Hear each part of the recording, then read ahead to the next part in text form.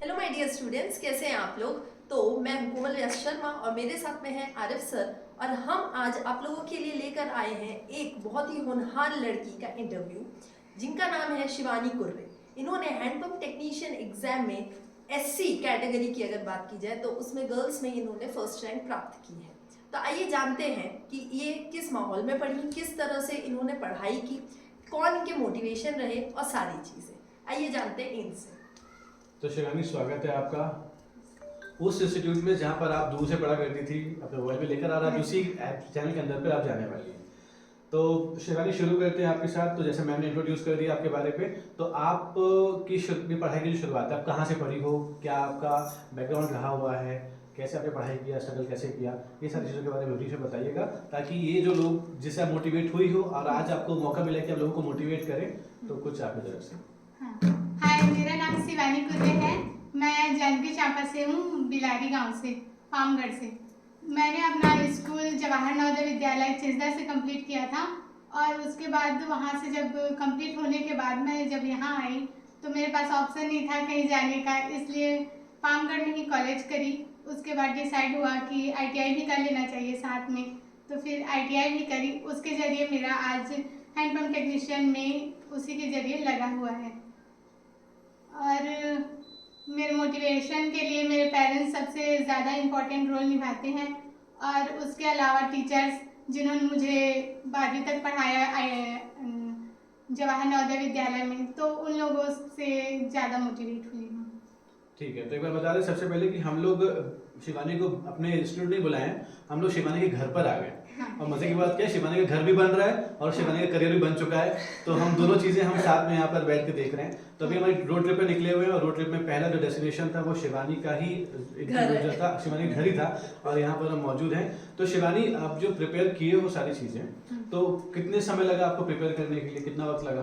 Sir, मैं ज़्यादा वक्त से नहीं कर रही हूँ, पिछले बार दिसंबर मैंने स्टार्ट किया था। अच्छा। हाँ, और यूट्यूब से ही पढ़ती थी जितना हो पाता था। आप लोग जो हायर CGPSC निकाले थे, हाँ। उससे मैं पढ़ रही थी और उसके बाद फिर यूट्यूब में जो भी कंटेंट मिलता था उससे तैयारी कर रही थी। तो आपके इस प्रिपरेशन में मेरे आस इंस्टीट्यूट का कितना रोल रहा? हाँ, बहुत ज़्यादा इम्पोर्टेंट रोल रहा। CGPSC का तैयारी उससे कर रही थी, फिर बीच में तो रुक गया, कॉलेज भी देखना था ये सब। हाँ। फिर तो वो भी रुक गया, लेकिन फिर भी तैयारी तो जारी। क्या होता है ना कि जैसे लड़कियां जैसे जो एग्जाम निकालती हैं, तो उनका और लड़कों जो एग्जाम निकालते हैं, इनके संघर्ष थोड़ा सा फर्क होता है। हाँ। लड़कों को ना एक पुश मिलता है कि हाँ आप करो, हम सब तुम्हारा सपोर्ट करें, लेकिन लड़कियों को एक प्रेशर भी होता है बहुत सारा, घर का, बाहर का, हर तरफ का। तो उस प्रेशर को कैसे आपने हैंडल किया था और उसको हैंडल करते तैयारी कैसे करी आप? हाँ, लड़कियों को ज़्यादा दिक्कत ये होता है ना सर कि बाहर नहीं जाने देते हैं। ऐसे गांव वाले एरिया में बाहर जाने से अगर चले भी गए तो 1 साल के बाद बोलने लग जाते हैं आसपास के लोग कि क्या करने गई है, अभी तक तो लगा नहीं है, क्या पढ़ाई हो रहा होगा वहाँ, पता नहीं बिगड़ गई होगी, ये सब सोचते हैं। इसलिए बाहर जाने से अच्छा है कि घर में ही तैयारी करो जितना हो पाए।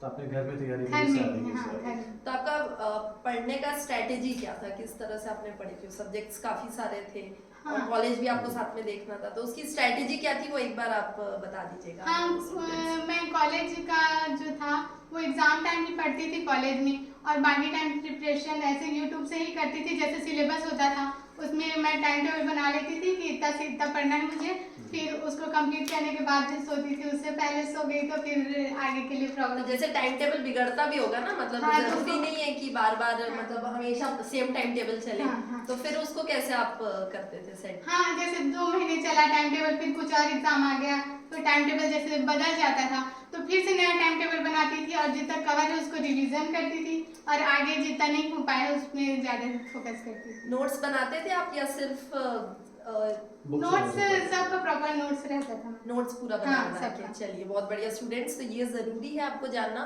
कि नोट्स प्रिपेयर करना बहुत ज़्यादा महत्वपूर्ण होता है अगर आपको कोई भी कॉम्पिटिटिव एग्जाम को निकालना है। रिवीजन करते वक्त आपके नोट्स सबसे ज़्यादा हेल्पफुल होते हैं, तो इस बात का ध्यान रखिएगा।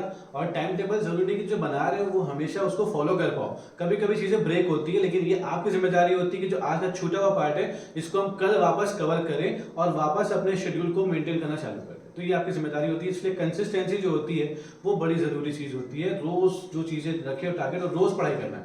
कितने घंटे पढ़ते थे शिवानी आप? सर, टाइम तो मुझे नहीं ऐसे नहीं होता था, ऊपर नीचे घर में काम भी हो जाता था ना, इसलिए थोड़ा टाइम ऊपर नीचे हो जाता था, लेकिन पढ़ के सोना ही इतना डिसाइड होता था, फिर टाइम मतलब एक टाइम डिसाइड नहीं है, अगर मुझे हाँ। 3-4 घंटे मान लेते हैं बस, अगर आप 4 घंटे पढ़ना चाहते हो तो सुबह पढ़ो, दिन में पढ़ो, शाम को पढ़ो, लेकिन सोने से पहले पढ़ लो। हाँ पढ़ के ये टारगेट आप रखा हाँ। है। कौन कौन सी बुक्स आपने पढ़ी हैं मतलब इसके लिए, क्योंकि बहुत सारे बच्चे जो जैसे आपने भी कभी पूछा होगा कि बुक्स कौन सी पढ़े, हाँ। तो ये भी कभी पूछेंगे कि बुक्स कौन सी पढ़े, तो कौन कौन सी बुक ज्यादा हेल्पफुल रही हैं? सर मैं YouTube से नोट्स देखती थी, मतलब प्रिपरेशन करती थी, उसी से नोट्स बनाई हूँ। बुक मैं ज़्यादा नहीं खरीदी हूँ, बस जितना हो पाता था वो नोट्स में ही कंप्लीट करती थी। बुक जब आपने देखा रिजल्ट पे कि आपका रैंक 1 आ गया, कैटेगरी वाइज देखा गया, तो सबसे पहला रिएक्शन क्या था? मुझे तो लगा ही नहीं था ऐसे आ ये तो जाएगा। कोई और सी बात नहीं होगी। हाँ ऐसे ही। तो फिर घर वालों का क्या रिएक्शन था? हाँ फिर पापा को बताई, मम्मी को बताई, तो लोग बहुत खुश थे, मम्मी तो रो रही थी।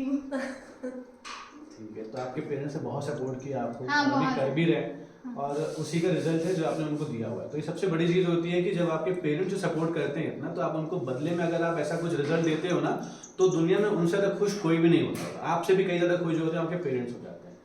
ऐसी कोई एडवाइस शिवानी जो इनको देना चाहो बच्चों को जो अभी प्रिपेयर कर रहे हैं और बस अब तक एग्जाम निकालेंगे फ्यूचर में? हाँ तो मैं एडवाइस यही देना चाहूँगी कि रिवीजन प्रॉपर करें। रिवीजन नहीं करने से भूल जाते हैं, गए तो फिर से दोबारा पढ़ना पड़ जाता है, और दोबारा पढ़ेंगे तो पढ़ने का मन भी नहीं करता, इसलिए रिवीजन प्रॉपर करना चाहिए। ठीक है, ठीक है। तो ये थे शिवानी गुरे हमारे साथ, जिन्होंने SC फर्स्ट रैंक लगाया हुआ है हैंडपंप टेक्नीशियन के अंदर पे, और आगे भी एग्जाम प्रिपेयर करने वाले हो अभी, और कौन सा एग्जाम प्रिपेयर कर रहे हो? अभी LP का जो आने वाला है असिस्टेंट Okay. लोको पायलट का, उसका तैयारी करेंगे। Nice. तो सपने मतलब एक मंजिल अपने पास जरूर ली है, लेकिन वो एक सिर्फ एक स्टेप है। आपका स्टेप नंबर 2, स्टेप नंबर 3 आगे डिसाइड होते हैं, लेकिन आपको अपनी पहले मंजिल तक जाने के लिए मेहनत करनी पड़ेगी। इसके बाद राहें आसान हो जाती है, क्योंकि वो एक तरीके से बहुत सेटिस्फाई है कि मेरे पास एक जॉब एटलीस्ट है।